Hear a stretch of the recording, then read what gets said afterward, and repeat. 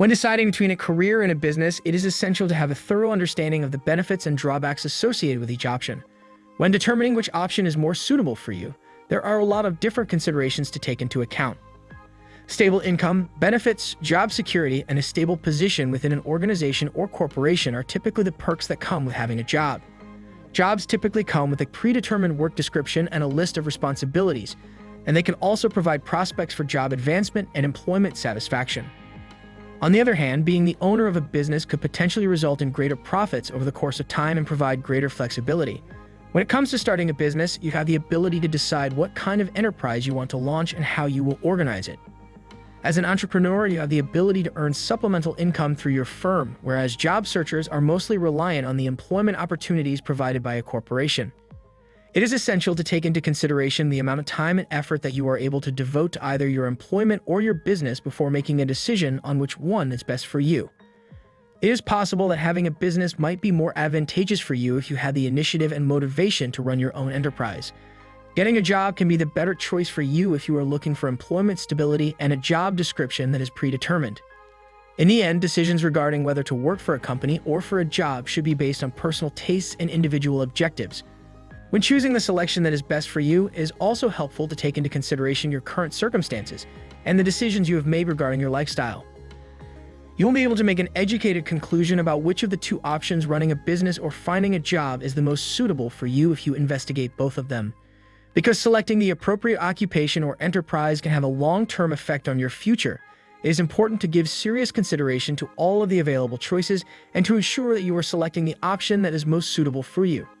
One must take into consideration a number of factors before making a choice between working for the government or pursuing chances in the private sector. Some people would rather have the stability that comes with working for the government, while others would rather have the independence and the opportunity for progress that comes with being the owner of a business. Last but not least, the solution that is best suited to your needs will be selected by your personal preferences and goals. If you are looking for financial security, you could find that working for the government is a more suitable alternative. When you are looking for a long-term career, you could find yourself tempted to work for the government because of the outstanding perks and employment security that are typically offered by these positions. On the other hand, working for the government may be more limiting than working for a corporation, as there are less options to advance in one's career or make more money.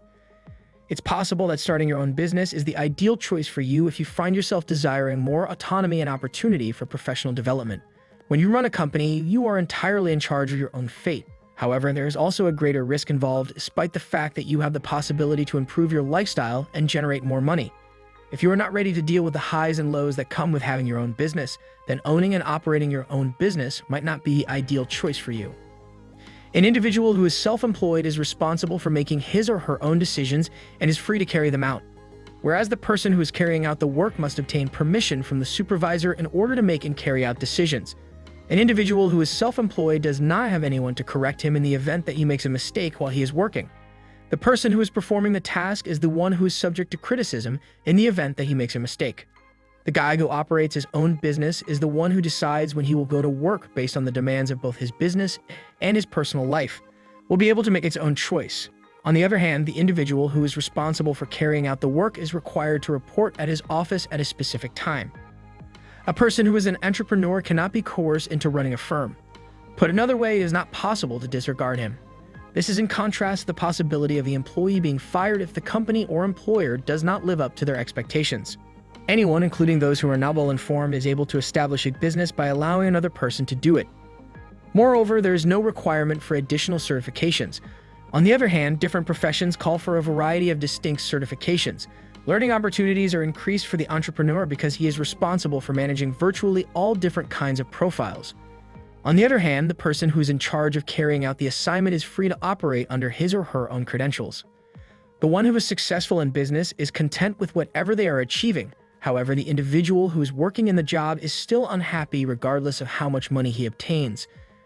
Despite the fact that he has put in a lot of effort and labor, he is not receiving it. The regulations that were created by another employee of the company are not obligatory for individuals who are engaged in business. On the contrary, they go ahead and create their own regulations. While the individual is required to strictly conform to the standards that have been established by the company and the employer, the task itself is demanding. An entrepreneur is also responsible for employing others through the operation of his company, and the person who is doing the work may be able to provide for his family. When it comes to businesses that may be launched with very little capital, there are not many options available. For the majority of businesses, a substantial initial investment is required. If the entrepreneur is qualified, he may be able to obtain the position without paying for it by merely participating in an interview. To be able to cope with the stress that comes with managing many occupations, a business person needs to be able to watch the administration of different responsibilities. Even if the employee is alone responsible for his profile, it ought to be possible to do so. When compared to traditional firms, startups typically have a lower level of structure because there are fewer individuals of the team to manage. They place less emphasis on the composition of their staff and more on the methods by which they might construct their company. The management of a large workforce is made easier by the increased structure that a large firm possesses. This may include providing new employees with orientation training, as well as providing continuous online learning opportunities for established staff members. Compared to employees working for huge corporations, those working for startups are part of a more intimate team. In addition to providing leadership, the founder and co-founder are responsible for making important business decisions. You might have less of an influence at a huge company than you would in a startup because there are more individuals working there.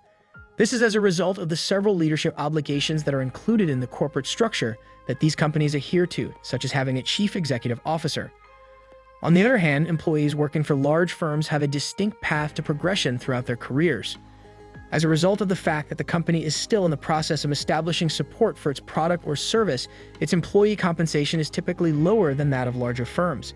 These groups might also offer some advantages, albeit restricted ones. On the other hand, as the company is expanding, there is the chance of making more money. As a result of the steady flow of funds that large firms have, it is possible that they pay their employees a higher salary than startups. Benefits including health insurance and paid time off are frequently included in compensation packages when they are offered. As a result of the small size of the workforce, the corporate culture of a startup is typically very tight. It is now much simpler for them to collaborate on the planning of activities related to social networking. In addition, the atmosphere of work in startups is somewhat less formal. There is the possibility for closeness among team members in large companies, just as there is in startups. Employees at a startup have the opportunity to gain experience in a variety of departments and gain insight into the functioning of the company's numerous departments. People who are interested in working on a range of projects and developing skills that are applicable in a variety of contexts may find this to be an excellent learning experience. It is also true that large organizations are wonderful venues for professionals to study and develop their skills. As a result of working on projects in large groups, individuals may afford themselves the opportunity to devote more time to the study of issues. Share your opinion with us in the comment section below. Subscribe now for more informative videos like this. Thanks for watching.